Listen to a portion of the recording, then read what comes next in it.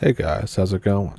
I hope you're all doing great, as I always say, following the 3 H's of the channel and all that good stuff. And in this video, it's all about the US state of Maine. So, if that sounds like something you're interested in, definitely pull up a stump with me, and let's get into it. Thank you for watching. On October 28th, 2018, my sister and I were driving to a haunted walk in Lebanon, Maine. This walk was called Destination Haunt, and while in the town trying to find the place, we drove onto this really old dirt road called Lord Road, coming from the east. At the time that we turned onto the road, it was day and the sun was out. As soon as we started driving down, the sky turned black like night, as if the sun was setting and a fog engulfed the road. There were fields of trees that go on for thousands of acres in Maine, but the trees on this road looked unusually different. They were all collectively old and had the color sucked out of them. Their branches and bases curved in unnatural zigzag patterns, unlike conventional trees that grow in a pattern to get the most sunlight. After miles of dangerous puddles, I turned to find a new entrance around, and I saw a moose walking across the road. This is very normal in Maine, but right behind it was a 10-foot tall, black as can be, two-legged, and unnaturally slim creature. It was running unnaturally fast across the road. My sister screamed that it looked like Thunderman. She was into those games at the time. Only it had huge, black jagged horns and no apparent bodily features or shape to it. It looked like a 2D cutout of an unnatural human. When we drove by where he ran, we looked into the woods and saw it standing on two legs next to the moose. It leaned over in a hunchback manner and started walking around on all limbs, and there were others just like it emerging from the mist. We drove the hell out of there, hoping my engine wouldn't seize from the huge-ass puddles, but on our way back, we saw two abandoned buildings with old cars from the 50s and 60s rotted into the earth. Those houses were not there before when we originally drove down. The creepiest part was when we got back to the main road, because the sun was almost set and the sky was almost pitch black. When we pulled out of the road, the sun reappeared. The sky quickly readjusted to day as if nothing ever happened. Later that night, I looked on Google Maps, and the road was completely different on there, filled with things that weren't there when we were driving down. All the houses looked new. After telling a few people about it, someone told me that Lebanon, Maine is known to have a lot of strange paranormal stuff happen, and that there is even a self-proclaimed witch and fortune teller who lives there. Has anyone else experienced something like this?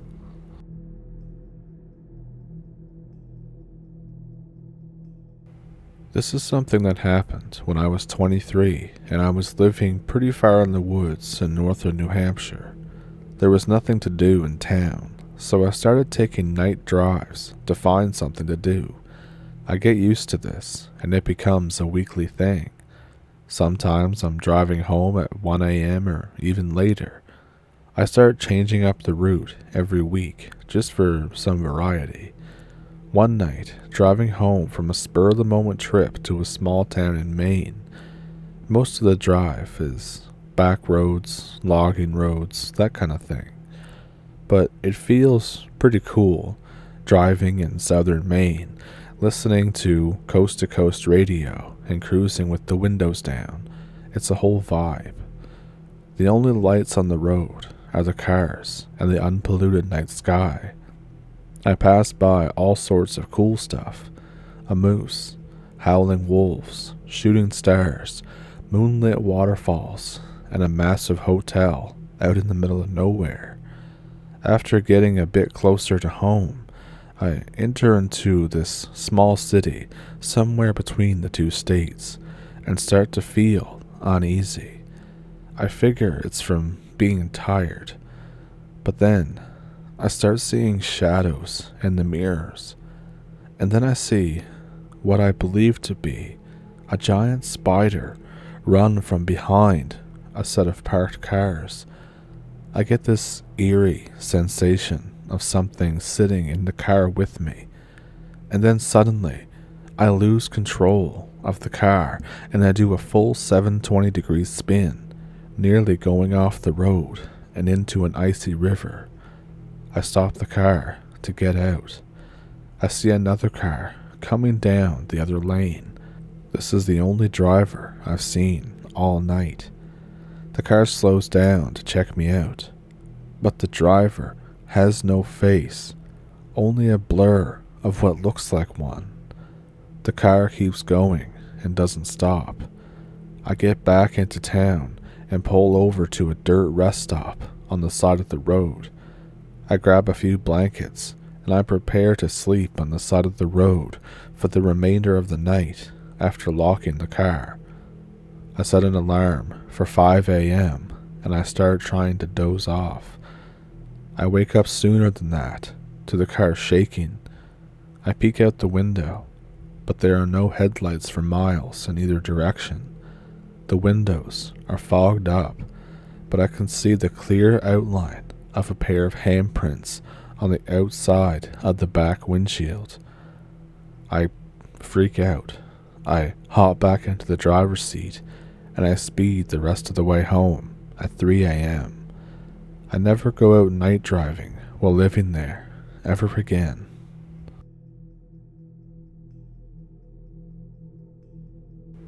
My family is split between the east coast of Pennsylvania, where I'm from, the New England area, and Maine. My family is invited up by our relatives to Maine, up to their place for a week. We're all up for it because my uncle and all of them are, frankly, really good people, and they're already planning out all kinds of stuff for us to do. So we get there, and things are normal for quite a while. This is until the end of the third day, when the guys of the family go out on a crabbing trip in my uncle's boat. It's not the best boat, but it's a good one, and it has the main area, a steering wheel, seats, and whatever else, enclosed in a cabin of sorts, with windows all over.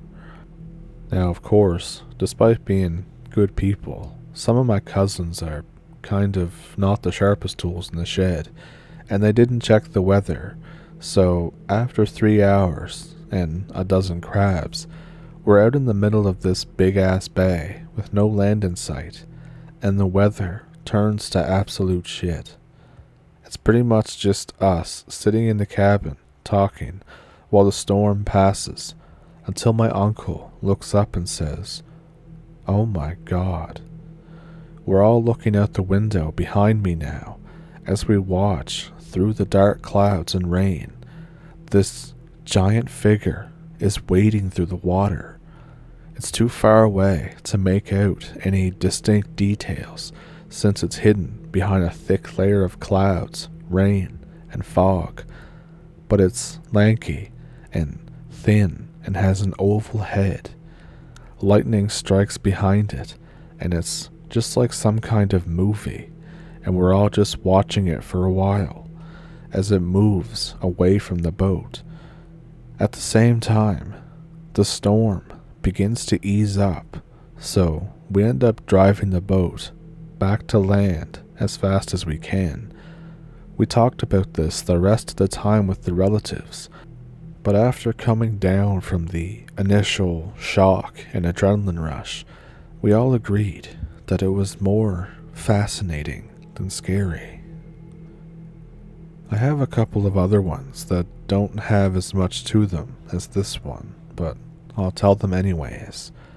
I was spending Christmas in Bar Harbor with more family. We rented out a house out there. The house sits right next to this body of water, with lots of little personal piers stretching out over it. We get lots of snow while we're there, which I love. It was my first white Christmas ever back then. So I'm out on the back deck, alone one night, enjoying the snow. The back of the house is what faces the body of water, and then I notice the outline of something out in the water. At first, I assume it has to be a boat, but then I notice that it's more tall than it is long, and it's moving like a person moves. The more I look, the more it looks like somebody just wading through waist-deep water. Only this person would have to be huge, like giant-sized.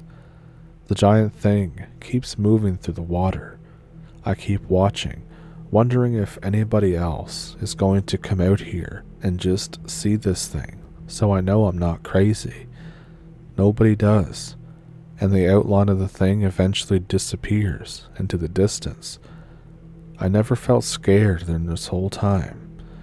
I never could figure out what it even could have been, but again, just more fascinating to me than scary. And this last one is just weird to me.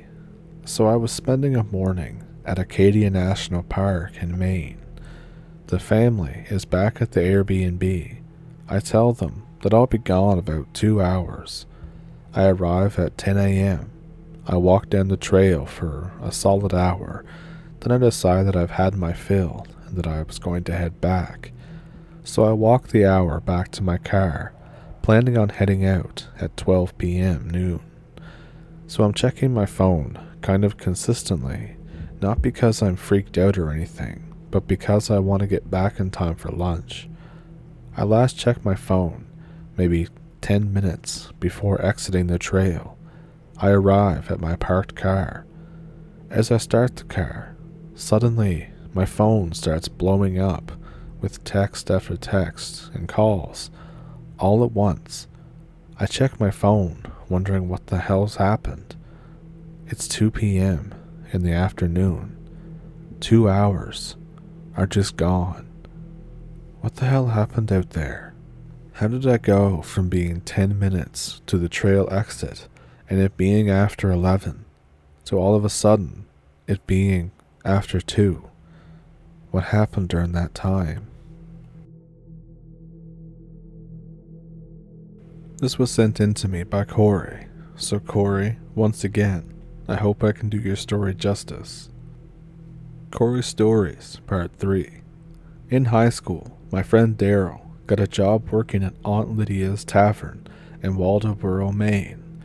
At 17 years old in Maine, the law allowed him to legally serve beer in a restaurant. One night, he invited me and 2 of my closest friends to come by so we could all play a game of pool and chill together. Just imagine yourself in our shoes. We were 4 high school juniors, psyched to party. Believe me, we all jumped at the opportunity. It was our first chance for our very own private party. We were like, oh yeah. I was totally thrilled to be hanging out with my buddies in this old historic bar, but the best part was that I was only 16. OMG, right? That night, fate intervened and changed my destiny. It was my introduction into a supernatural abyss. Unfortunately, I believe now that this quest will last my entire lifetime. I have to honestly say, what a freaking suck pill. Please understand that this event was my first encounter with the spirit world, and it was a definitive proof that the afterlife is real. It was also my first battle against the forces of pure evil, and her name was Lydia. Aunt Lydia's Tavern in Dollhouse is possibly one of the coolest taverns I have ever frequented. However, one night of fun spent out chilling with the boys came at a very steep price. This adventure took something from all of us. Simply put, it was our innocence, the kind everyone has at 16 years old. I think you know what I mean. For the first time in my life, evil had a face. That night, dark forces attacked us, and somehow I got really lucky because otherwise you would not be hearing my tale. My friends were all very excited. Each of us couldn't wait until school was out. As it turns out, that night became the biggest mistake of our lives. I remember the owner was renovating at the time. The rumor was they were converting the tavern's third floor into a museum for antique dolls.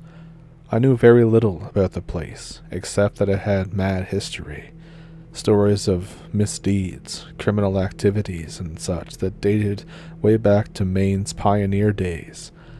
These sinister deals with shady people and all the bloodshed, turned out to all be true, and the tavern's past left a permanent evil stain on this place.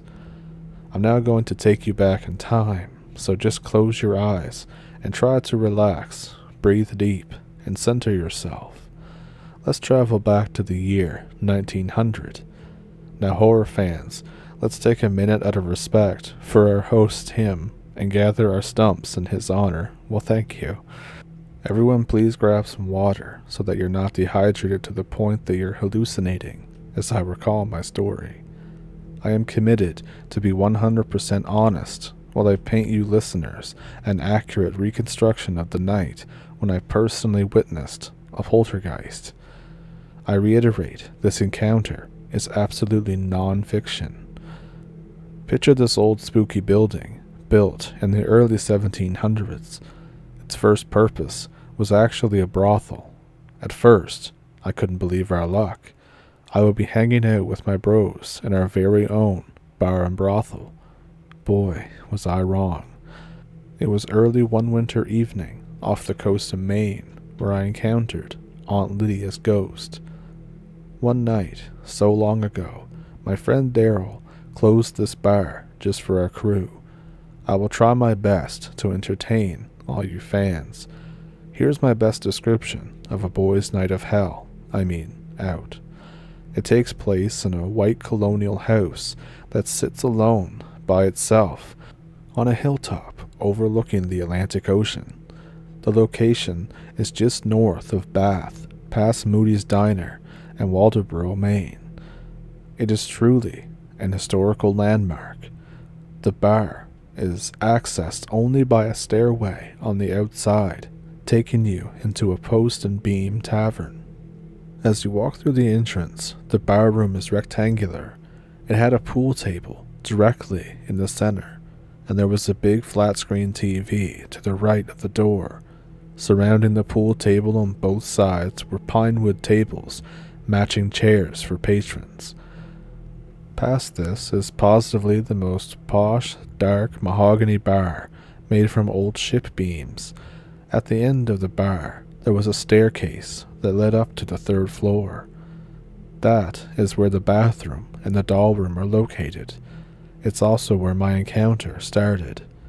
There is, however, a trick to getting to this third floor, because you must stoop over and navigate your way up these uniquely frightening, crooked old stairs.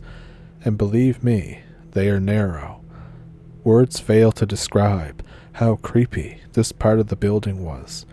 Just envision the oldest, spookiest house you've ever been in, then multiply that mental image times 10. I remember I barely fit as I walked up to them.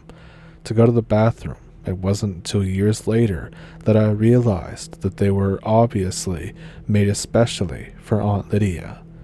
My image of her as a very petite, shrewd, and successful woman.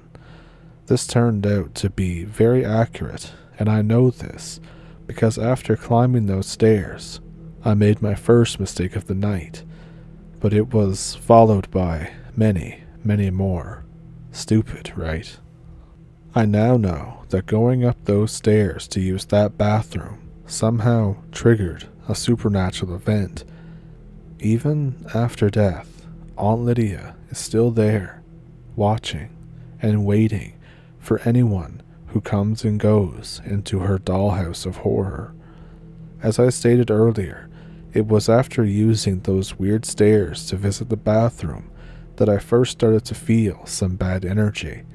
At the time, I couldn't understand why, but for some reason, the third floor just scared the crap out of me. Unfortunately, it's embarrassing, but after we started playing a game of pool, I needed to go poop. Sorry kids, everybody poops. At the top of those stairs, on my way to the little boy's room, I triggered all the events that occurred later at that horrific night so long ago. One foolish night with the boys left an emotional scar on me that cut very deep. Please bear with me because it gets a lot weirder and it's 100% true. The third floor contained a strange energy, and I really felt like I was being watched the whole time as I walked down this completely long, empty hallway. The vibe was kind of like the scene from The Shining, when the elevator doors open up and a wave of blood floods the hallway. I was feeling super uneasy, but I still had to go potty. So I started putting one foot in front of the other, because by this time, I really needed to go potty, even if it was at my own peril. Cue the Twilight Zone music. Here's a pretty picture for you. While I sat on a 500-year-old toilet in a bathroom the size of a tiny broom closet, I somehow angered Aunt Lydia's spirit, triggering a night filled with terror. The bathroom was so small that there wasn't even enough room to turn around in it, so I was facing the door when the world's oldest doorknob slowly started to turn. Automatically, I assumed that this was my friend's, and I simply yelled out, "Occupado." The rattling stopped, but immediately the doorknob began to freak out again, like someone else really needed to use the bathroom. I tried to simply ignore it. Yeah, right, no way. So I cried out, "Hey, I'm taking a dump." And this is when the door shook so violently, like someone was trying to rip it off its hinges. I jumped up with my pants down around my ankles and ripped the door wide open. The hallway was completely empty. Nothing. Not a sound. It was dead quiet. WTF, I thought. But at this point, I chose to remain clueless, and I shrugged it off. I did, however, start to feel more anxious and uneasy. But hell, the night was young, and there was more beer to drink. At that point, I never even suspected that I was about to experience something extraordinary, high strangeness. I was puzzled, so I just started heading back downstairs. I knew for a fact that there was no way, I repeat, absolutely no way, that anyone could have run down that long narrow hallway without me catching at least a glimpse of them. The only other place to hide was in the doll room, and that door was closed. Shaking my head, I headed back to the bar, completely discombobulated and confused. On the way back, I quickly checked the doll room just to see if anyone had somehow snuck in, because I had started to suspect that maybe there was an intruder. But the room was empty and ghostly quiet. This was my first look into the display room. It was beautiful, but it's like they say, beauty can be so deceiving. The dolls were very neatly displayed. Every doll was encased in a plastic cylinder. The shelves were 10 feet high, containing hundreds of different types of antique dolls, and they lined the walls. The doll room itself was huge and had a wide open floor plan with nothing in the center. Now try to remember this because later it's super important to the story. I was satisfied that nobody could have been hiding in there, so I laughed nervously and I out loud said, you guys really got me." But soon I would realize that the joke was on me. I went back downstairs and everything seemed to have returned to normal. My friends were all laughing, partying, and playing a game of pool, AC/DC was playing Highway to Hell on the sound system. The irony is that night, before that song was ever even over, we would truly experience hell. We all decided to play a game of doubles, so I chose Jay as my partner. We paired up, playing against Brian and Daryl. Daryl poured us each a pint full of beer. There were 4 glass mugs in total. I put 2 mugs on our table, and Brian put their 2 across the room on their table. Our tables were separated by the pool table in the middle. As we started playing pool, Daryl placed a bottle of Smirnoff vodka firmly on the bar directly behind me. I grinned at him, and then frowned, as the bottle slowly began rocking back and forth. Next, it started walking all by itself. The bottle never once fell over as it traveled across the whole length of the counter. We all stood, mesmerized, our jaws wide open, staring as if time suddenly had slowed down to a complete stop. It was totally surreal. Suddenly, some unknown, invisible force just punted this bottle straight into the air, and it hit against the wall so hard that the bottle shattered into 1,000,000 pieces, barely missing me, and it almost took off my head. I started to think that this was all a bad dream. No such luck, Corey, because now I knew for sure that I was wide awake, and this entity had everyone's undivided attention. That's when shit really hit the fan. The 4 of us were scared silly. My friend stood there, dumbfounded, as we bore witness to the evil Aunt Lydia was about to unleash. This poltergeist, made up of pure rage and sheer power, continued her rampage. Aunt Lydia's poltergeist became a supernatural cyclone of pure spiritual energy.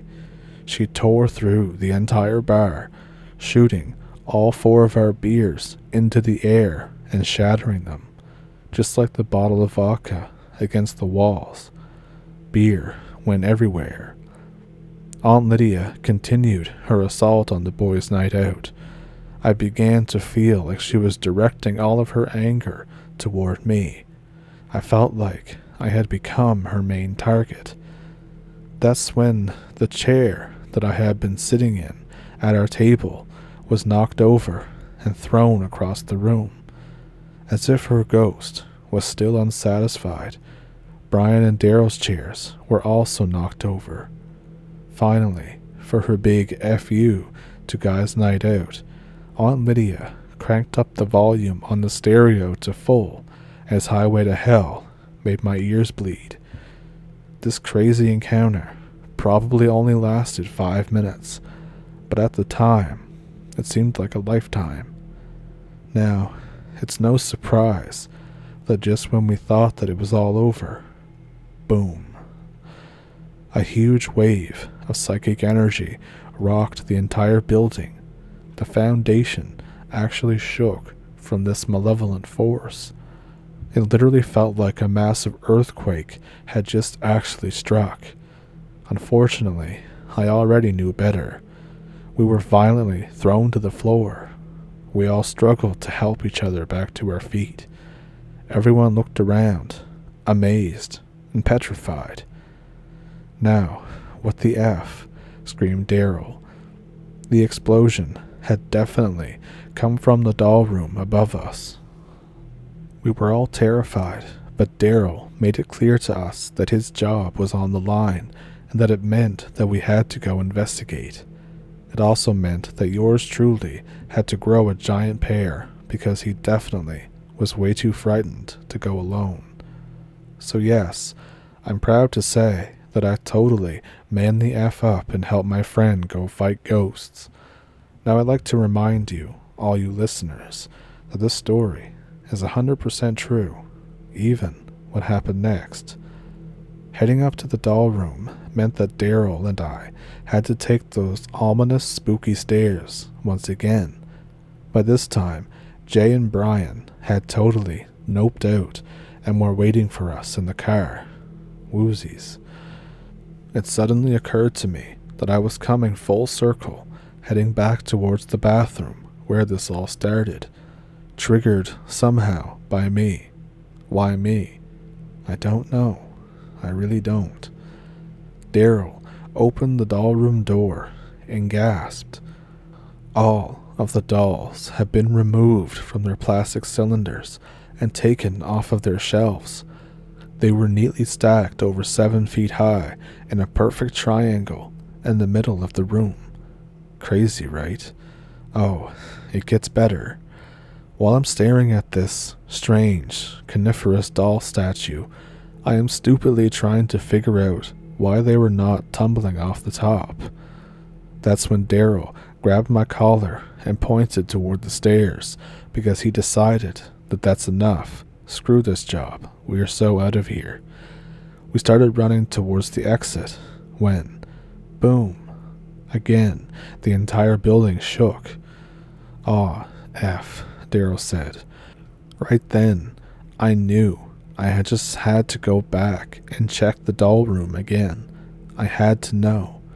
Sometimes I really hate my curious nature. Damn you, Scooby-Doo, for training me so well. So, with no regard for our personal safety, Daryl and I cautiously approached the door again.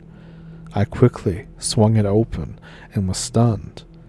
Mysteriously, in a less than 2-minute time period, hundreds of dolls were magically put back in their cases and neatly placed back onto the shelves. This was no prank. It just isn't physically possible to put hundreds of dolls back into their cases and onto their shelves like nothing had ever happened in that amount of time we had witnessed. Aunt Lydia was sending a clear message. Don't come back, and I never have. So R.I.P. Aunt Lydia, and thanks for the boys' night out. So thank you to Corey for sending that in. I hope I could do your story justice once again.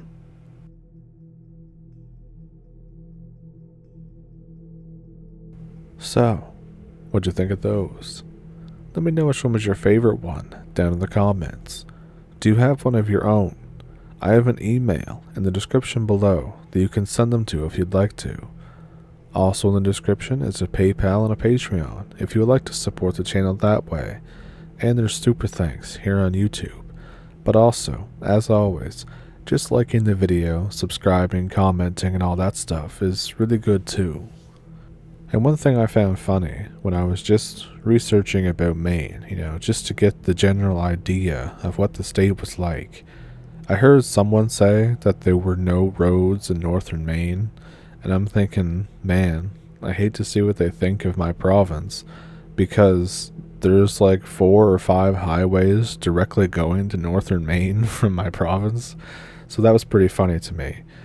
And sometimes people I know, friends from the southern states, will mention that they've never had a white Christmas, so they wonder what snow was like. And then I'll send them a picture of there being 12 feet of snow that's touching the power line, and they'll be like, you know what? I'm fine with not dealing with that. And I'm like, yeah, the air hurts my face. And then we all have a good laugh. But anyways, I hope you enjoyed the video. I hope you will like and subscribe if you haven't already. And I will see you in the next one. Thank you for pulling up a stump. Thank you for watching.